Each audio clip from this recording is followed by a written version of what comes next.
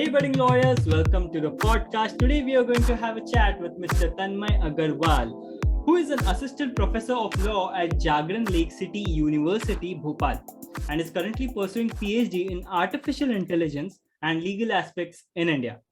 Hi, Tanmay, what's up? Hello, Prashant. All well. Okay, so artificial intelligence, okay, and law. Before starting that, Tanmay, before starting about talking about artificial intelligence, please tell us, how did you develop this interest in this area? Of course, Prashant. So, first of all, being from the legal fraternity, this topic is something pretty technical and pretty offbeat. And I personally have not seen much of overlap between these two concepts. But yeah, having done my post-graduation in Masters in Law from Gujarat National Law, and that was into specialized in intellectual property rights. And while I was undergoing studies over there, this was a kind of a concept that was, of course, a recent area and had interested me a lot. So I've been otherwise reading about it a lot, and I just thought about that there are no legislative framework, or let's say even regulatory mechanisms, not just in India but even internationally. So that was something that had my attention since then. And I just thought about, since I was to do my PhD research into it, I thought about exploring these areas, and that's how it all started. No, but are you an engineering student?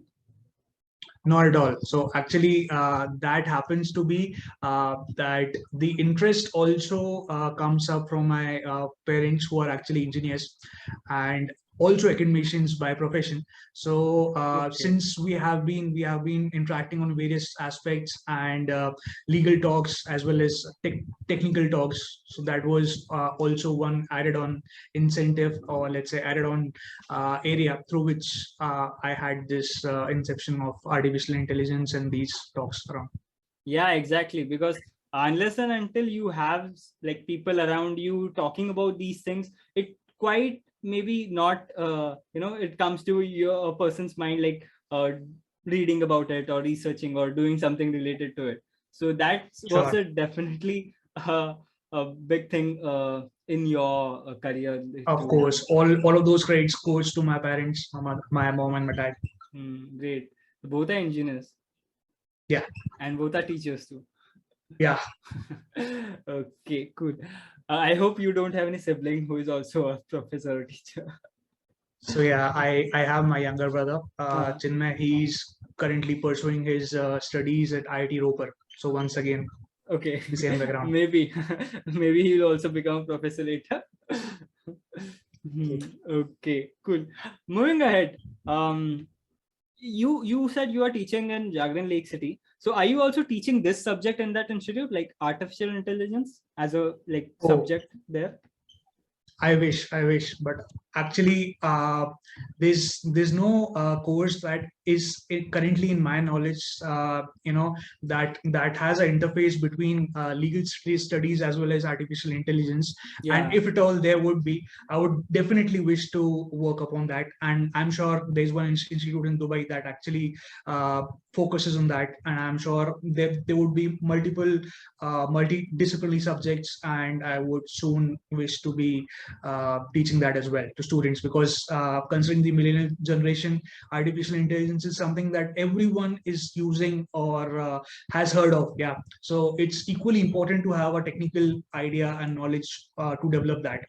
True. There's a lot of noise about AI. Okay, so let's start with this. Like, can you clarify in basic, like, for a layman, what is artificial intelligence? Right. So there we are to the point that I guess most of the audience must be looking forward, and I would not want to make it a technical session, but sure.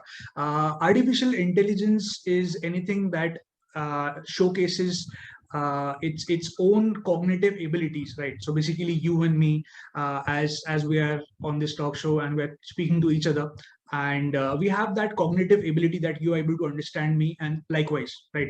So that is the exact same ability of a, let's say, software or a artificial intelligence enabled bot, that it enables them to make their own decision after analyzing and after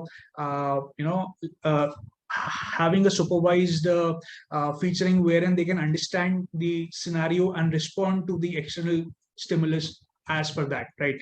And then there are, of course, multiple subsets of artificial intelligence that are also equally into talks, and people tend to confuse about those things, right? For example, machine learning is a concept. We have deep learning, and I have most often than not, I've seen people that they say that my phone is my mobile phone's camera is AI enabled, right? So we have to tell them that technically it is not even it's just a kind of a machine learning software that is enabled by codes, right?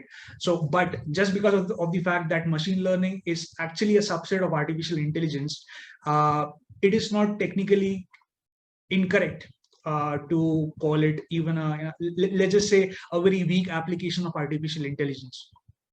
So those are the basics that I would just like to talk about. Okay, but the marketing teams of these mobile phones know how to get their products sold. That's why they focus more on like AI enabled camera. That sounds big. Okay, got it. Of course, great, but that's not incorrect. So they of course have the credit. Yeah, true. Okay. So what prompted you to choose such a topic like AI? Because for a PhD in law, what prompted you to take it? All right, pretty dope. So it's actually a multidisciplinary inclination, and the whole focus, like I just mentioned in my last discussion, it was actually that these technical aspects and the legal side to artificial intelligence has not been at all well defined, neither in India nor in any other part of the world, right? So there's actually a lack of a legislative framework with regard to artificial intelligence, and I should say that even before we come down to a legislative framework, there's even a kind of absence in the regulatory body as well, right? So the best thing that a researcher, for that matter, any kind of a researcher could do is to fill in those gaps between, let's say, the practical applications and the theoretical as well. Yeah, so that is something that motivated me to have a research on the legal aspects of the legislations or regulations with regard to the such kind of upcoming technologies like artificial intelligence. That is what had initiated this whole topic. Great. Okay, can you share something about what you are currently working for your PhD, like the thesis topic? All right. So it's actually into a very pre-stage, but yeah, the whole concept is revolving around, first of all, to have a legal personhood attached to artificial intelligence. So that is number one, because without having proved that there could be no possible sorts of civil or criminal liabilities attached to it, that we would be wanting to have a kind of a regulation upon, right? And then secondly, since artificial intelligence is also somewhere or the other, would be overlapping with many other aspects, for example, intellectual property right?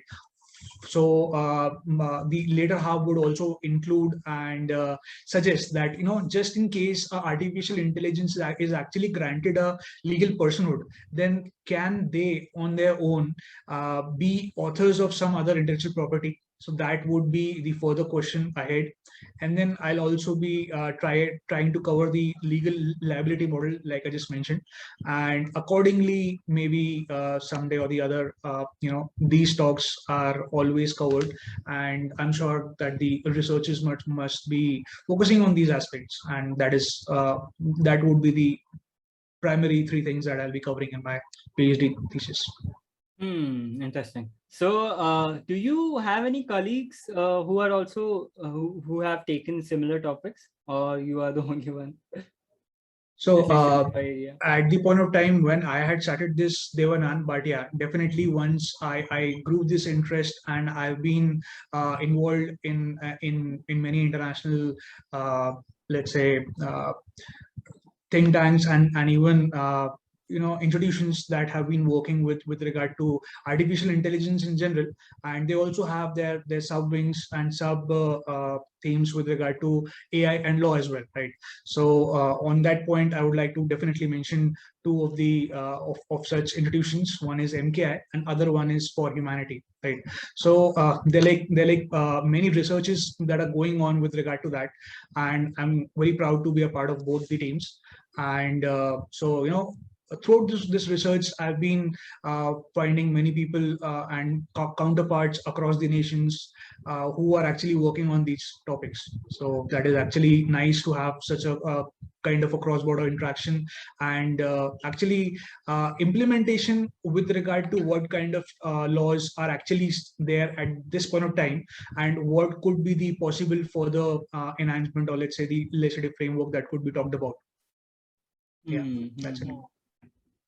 Okay, so this is talked about a lot, like using AI in courts and all. So how this can be helpful in courts, and how much time do you think it will take to adopt it? All right. So let me start with the first part of it. I would just want to refer with the Center for Legal Policy that had launched its strategy paper in 2018 and talked about actually implementation of artificial intelligence in the justice delivery system, right? So that paper had basically talked about a lot of things, and how artificial intelligence applications in the code of law might be helping a lot of lawyers and even the pending cases to be paced up. So the whole objective and the whole idea was that somewhere or the other, the areas which are actually black and white, in which there's no requirement of that kind of much of the involvement of a human interface, that might be somewhere or the other help. For example, I'll just take few examples for like registration of a trademark, right?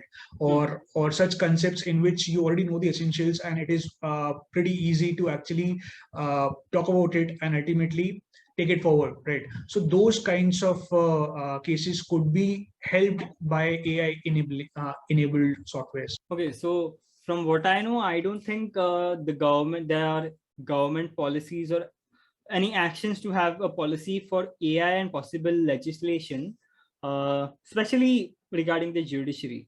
So according to you, how must the government plan be, and how fast should it happen? All right, so I'll take your latter part. That is something that is really not easy to predict. And since definitely we have been having that kind of a technological advancement and enablement, but once again, to get down to those aspects of justice delivery system, or let's say that what should be the government's action plan, is something that even I would not comment as of now. But yeah, it should be starting from, let's say, actually recognizing legal personhood of artificial intelligence. All right, so that is the number one point to start with, because unless and until we have not established that artificial intelligence is having a separate legal entity, or let's just say that it has its own personhood, till then there's no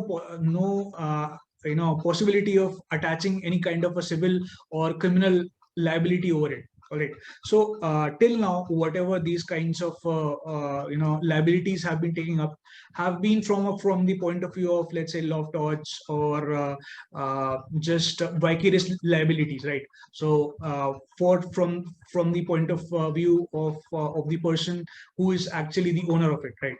So that is all of those are pretty gray areas that are required to be researched upon, and that should be the number one thing to be done.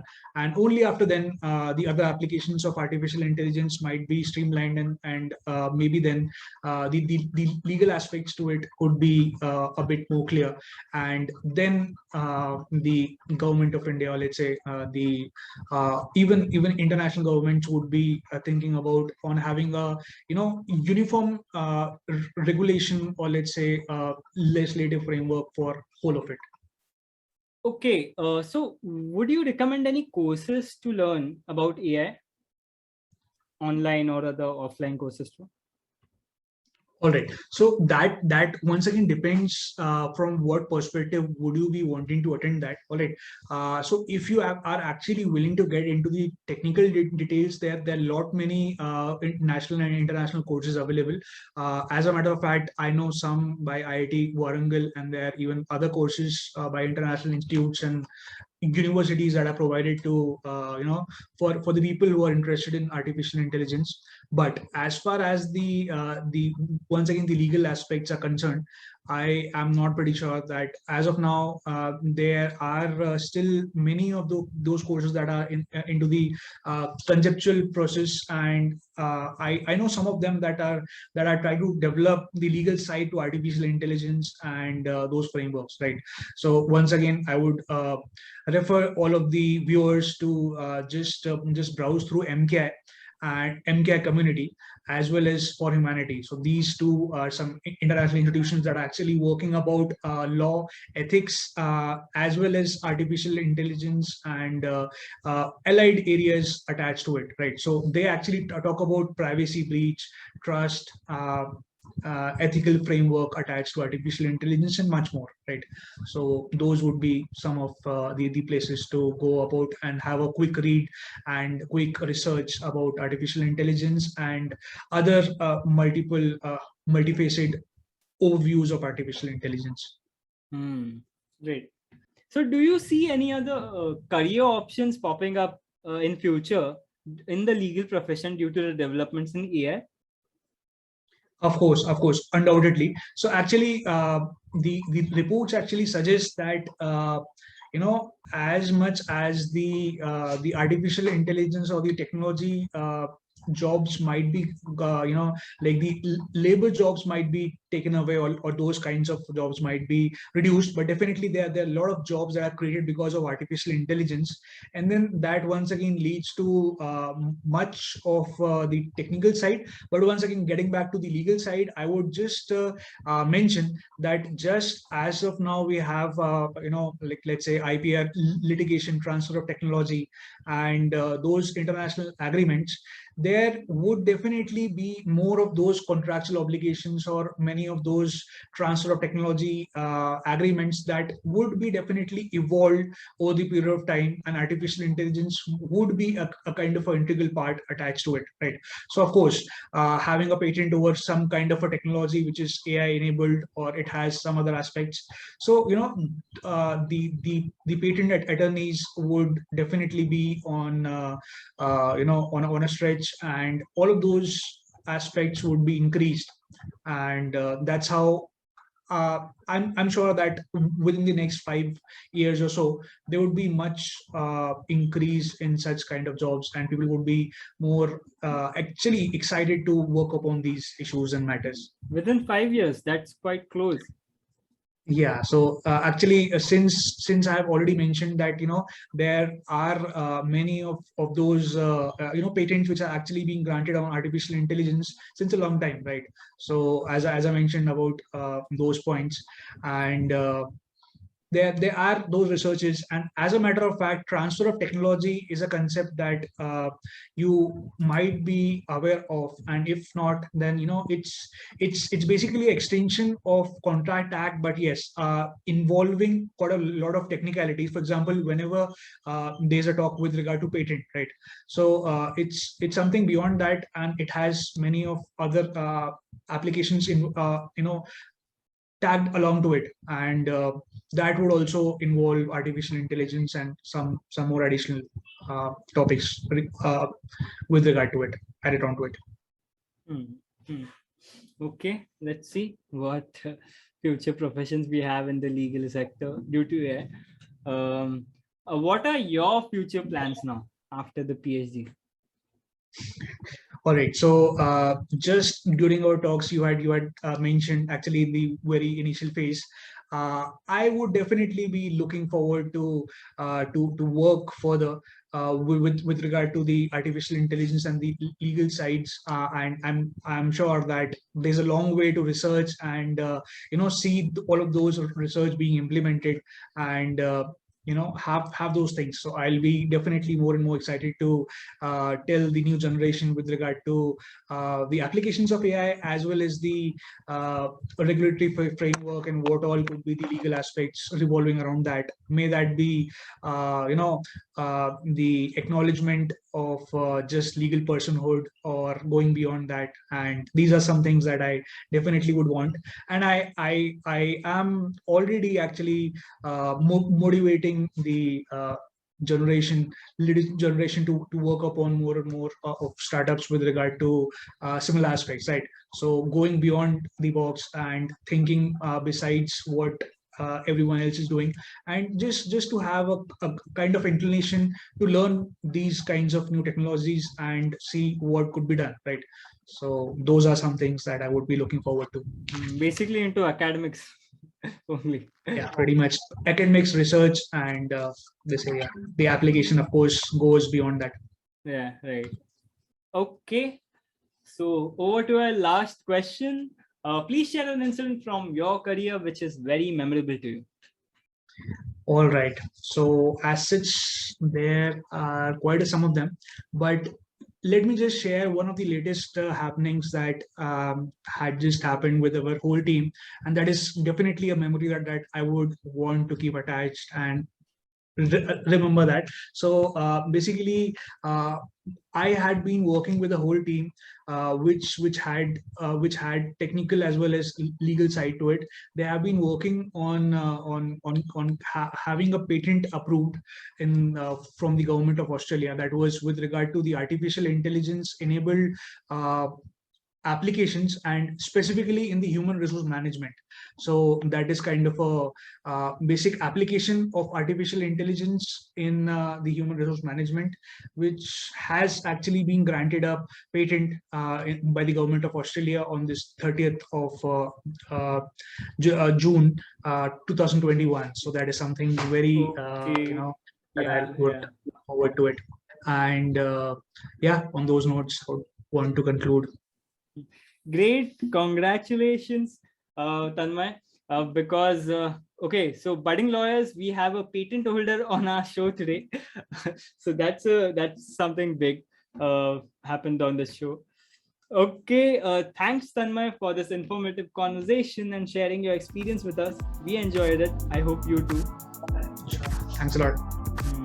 And thank you so much for listening to this podcast. If you like this episode, then you must also check out our other episodes available here and follow us here so that you don't miss out a new episode. Thank you. Bye-bye.